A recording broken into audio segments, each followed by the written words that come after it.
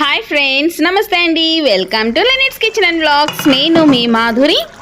Okay, ఇవాళ అయితే ఎమ్మి meal maker దోసకాయ వంకాయ వేసేసి వండేస్తున్నాను.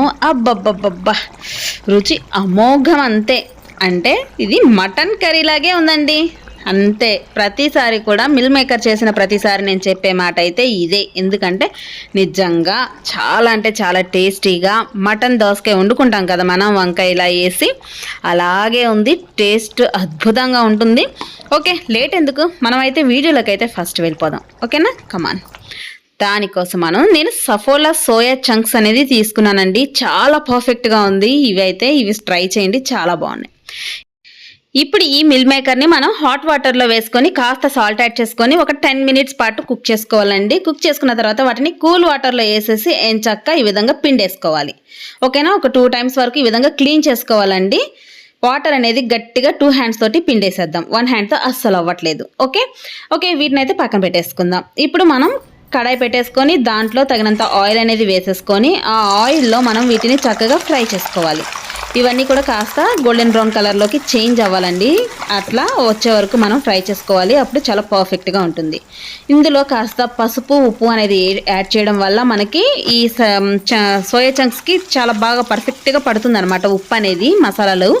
సో అందుకే పసుపు, ఉప్పు వేసుకొని ఈ విధంగా చేసుకోవాలి. కాస్త గోల్డెన్ బ్రౌన్ కలర్ చేంజ్ అయ్యాయి కదా, ఈ టైంలో మనం ట్రాన్స్ఫర్ చేసేసుకుందాం వేరొక బౌల్లోకి. అదే ప్యాన్లో ఇంకొంచెం ఆయిల్ అనేది యాడ్ చేసేసి దాంట్లో మనం ఆనియన్స్, సన్నగా తరిగి పెట్టుకున్న ఆనియన్స్, గ్రీన్ చిల్లీస్ని యాడ్ చేసేద్దామండి. ఇవి మనం డైరెక్ట్గా మొత్తం ఒకేసారి కలిపి పెట్టేసేసుకోవచ్చు అనమాట. ఓకే, ఇప్పుడు ఆనియన్స్ నేను ఫ్రై చేస్తున్నాను కదా, ఇలా ఫ్రై చేయాల్సిన అవసరం కూడా లేదు, జస్ట్ ఊరికే చూయించాను. అలా వేసేసుకున్న ఆనియన్స్, గ్రీన్ చిల్లీ అండ్ ఇది వంకాయ అండి. వంకాయ ఆప్షనల్, చాలా టేస్ట్ బాగుంటుందని వేసాను. నాకైతే చాలా నచ్చింది, ఇష్టం కూడా.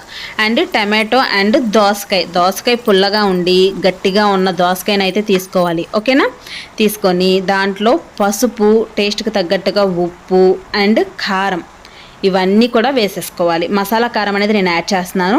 జింజర్ గార్లిక్ పేస్ట్ అండి, ఫ్రెష్గా దంచుకొని వేసుకోండి, కమ్మగా ఉంటుంది. And curry leaves compulsory. Curry leaves అనేది మనకి కర్రీకి మంచి సువాసన వస్తుంది అనమాట. సో కర్రీ లీవ్స్ని కూడా వేసేసుకొని ఒకసారి బాగా కర్రీ పెట్టేసుకుందాం.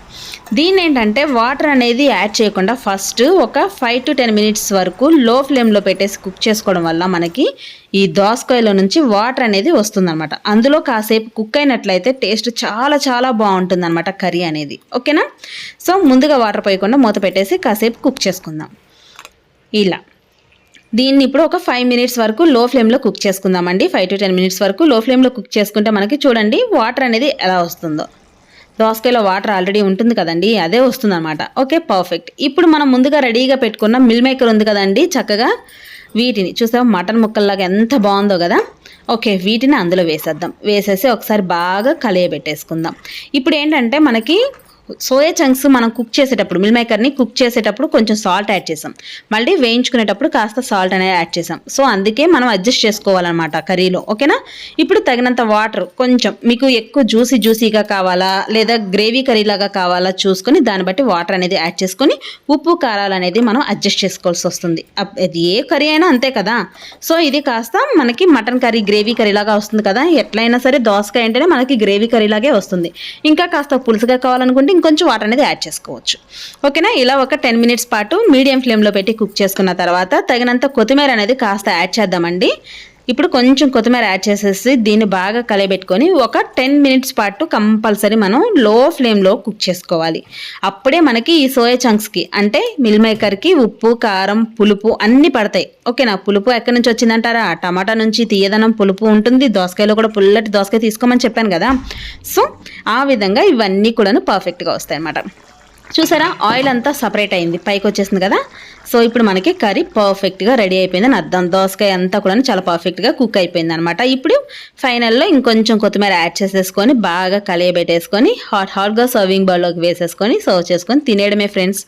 ఖచ్చితంగా చాలా చాలా ఎంజాయ్ చేస్తారు ఈ కర్రీని అయితే మాత్రం, అసలు వదిలిపెట్టరు, చాలా ఇష్టంగా తింటారు పిల్లలైనా పెద్దలైనా. ఐ హోప్ ఈ వీడియో మీ అందరికీ నచ్చే తిరుగుతుంది అనుకున్నాను ఫ్రెండ్స్. ఈ వీడియో మీకు నచ్చినట్లయితే లైక్ చేయండి, షేర్ చేయండి, సబ్స్క్రైబ్ చేసుకోండి. మరికొన్ని మంచి వీడియోస్ కోసం stay tune, stay connected. Bye friends.